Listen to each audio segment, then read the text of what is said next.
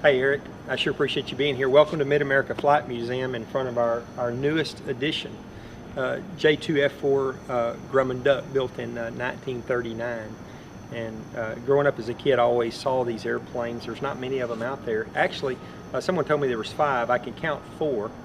This one, and then I believe Erickson has one, and Freakin has one, and then Kermit Weeks. So this is to our knowledge, this is the only Grumman built J2F-4 out there. The others were built under license, I believe, by Consolidated.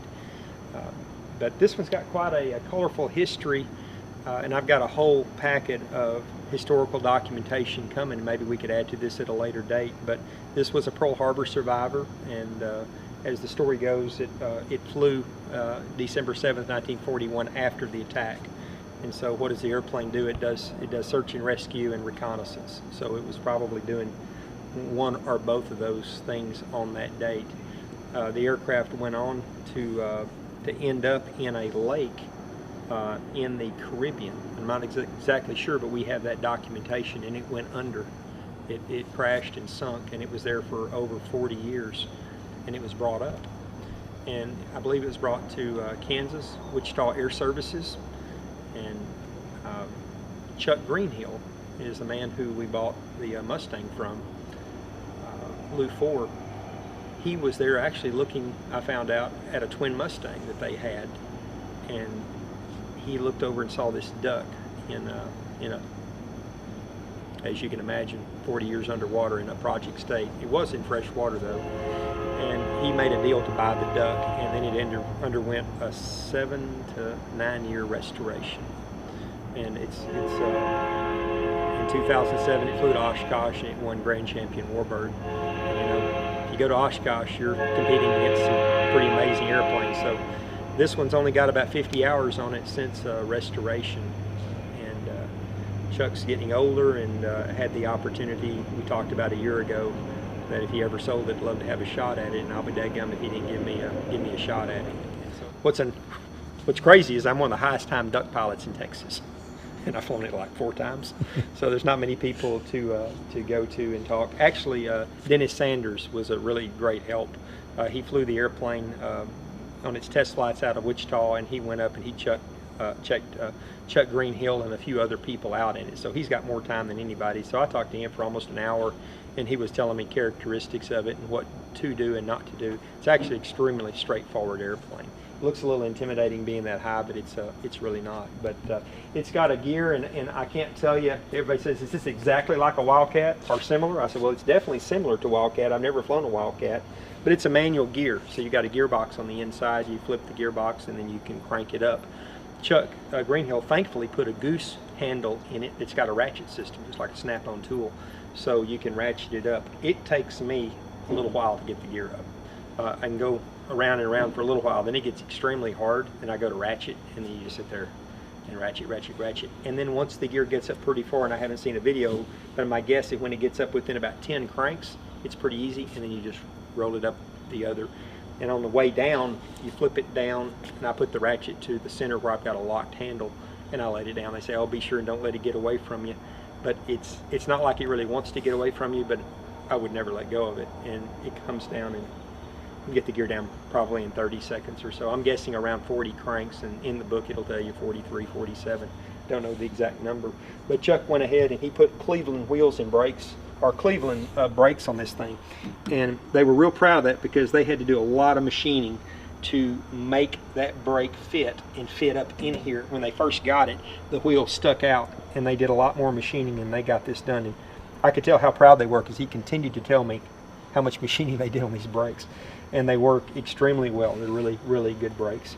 And you know, one thing I really like about the way they restored the airplane, it's so authentic, but yet it's extraordinarily safe. They did everything they could. You do have a high airplane up here in a crosswind. 10 knots is about all I want. And you know, when you get that wheel down, it's nice to have a brake out there. And it takes a lot of brake on taxi. That's one thing, because the wheels are so close to the center line, you don't have much of an arm. If the brake was out here, you tap the brake like a normal airplane, a DC-3 or something, and you can make a turn. This one takes a lot of power and brake, and pilots who haven't flown it think the pilot's an idiot for using that much power trying to taxi, but you know, because your arm is so small, it's kind of hard to taxi. But flying it is extremely straightforward. Fuel tanks are right here in a row. They're all in the fuselage, and the top tank is our aux tank, and we always take off and land on our aux tank. It's 40 gallons, and it's got just a twiddle bit of head pressure on the carb. All the other tanks, you know, they got to suck it up there. So we always take off and land on that 40-gallon tank up there. The reserve fuel tank is 25 gallons, and we just never use it. It's just always there. If all else fails, we've got 25 gallons stashed there. And then your main fuel tank is down here. Once you get take off and I get the gear up, and then I swap over to the main tank, and it's 125 gallons. So the airplane burns, they're probably burning a little bit rich, but it looks like we're burning 50 to 55 gallons an hour. One of the unique things about this airplane, again, the Ducks, I think they built 538, and it could be 534. One of those two numbers, that's how many total Ducks they built. But this one is an extraordinarily early Wright 1820 engine -30, and to our knowledge, this is the only airplane that engine fit.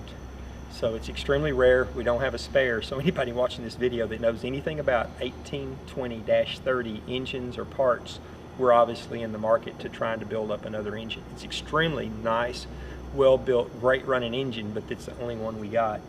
And one thing about our museum, we fly our airplanes. They're not going to just sit here, so we're going to wear that motor out eventually. There are other engines we can go to. Billy has told us, we can go to the -34, which actually has provisions for a constant speed prop. This has a 2-position prop, and for those of you who don't know, there's no prop governor. So you're either against the high pitch stop or the low pitch stop. Those are your two choices. And they can make slight adjustments there on the ground to adjust that. But we take off in low pitch, which is high RPM. And it's a 790 horse engine on takeoff, and I believe it's 37.5 inches and 1950 RPMs. And then once you climb out, you pull it back to 36 inches, which is your 750 horse. That's what this engine is rated at, 750. Then you climb out, and then once you level off, if we're just out here messing around, we leave it in that low pitch high RPM setting. So you pull it back to like 26 inches, and you're probably running around 1900 RPMs or so. But if we're cruising, we just push the prop in, and then it goes to the high pitch, low RPM stop, and then RPMs will come down around 1650, and then we run the manifold pressure in that 27, 28 inches. So it's a little different, but once you get used to it, it's actually an amazing prop. I had one of these on a Waco, an EGC7, a Wright, when I was really young, and I thought that was the coolest thing to have a 2-position prop because nobody ever heard of it, and so most people have never heard of a 2-position prop. But it's got that. But again, just a straight Wright 1820, and of course the 1820 goes all the way up to the T28, 1425 horses. But this is an 1820 cubic inches, but again, it's a 750 horse engine, 790 for takeoff. The hull, I've been told, is a goose hull, but in reality, the goose has a duck hull because this was first. So this is the same basic hull, from what I understand, as a Grumman goose. It actually, once you find the sweet spot on water, it flies extremely well on and off of water. If you touch it down a little bit on the back side of it, like what I was trying to do, like we do with the albatross, it'll have a tendency to porpoise a little bit on you. But push forward on the stick a little bit and find that sweet spot. It's really sweet. And you know, when we first got it, I was thinking, well, I was kind of wishing it had the big motor on it. But I'm telling you, this engine is extremely well matched for this airframe. It pops off the water, it pops off the ground, it does really well. I mean, I'm sure 1400 horse would be even that much better, but it's got plenty of power for, in fact, I'm amazed at how much power the airplane's actually got. The airplane leaks, and Billy can tell you all about how the blower system works on this and the breather system works on this, but it's worse than the OX5 engine. It's always going to leak a little bit of oil on you, and so you always got oil on your windshield. But again, a very good, dependable engine. Extremely well built airplane. It seems like the dive speed on this thing's around 260 miles an hour. I don't know how you could ever get it there, but it will It's an extremely strong airplane. The way it's cross braced right here. I've never heard of any structural failure they ever had with the Duck. They might have, I don't know. But to my knowledge, it doesn't have any bad characteristics. Sponson out here, the Pontoon. The water line, by the way, is that black line that you see right there is pretty much the water line when you're on the water. So when you're in the back, you're not far from the water line. But it pops up on step really fast when you give it the gas. It's pretty neat. Want to take a ride with me one day? Yes. Okay. Very much. 4 ailerons, and they're controlled from inside. You know, there's no connection between the top and the bottom on the exterior. And I'll tell you, we've got some really beautiful antique aircraft. The ones that come to mind would be like the Ford Trimotor and the Traveler 6000. For those of you who don't know me, I really love aviation. It's not all just about warbirds, so I really love the antiques. But nobody would ever buy a Ford Trimotor because it flies great. It just doesn't fly real good. But it's a fun airplane to fly. It's a safe airplane to fly. But it's heavy and all this, that, and the other.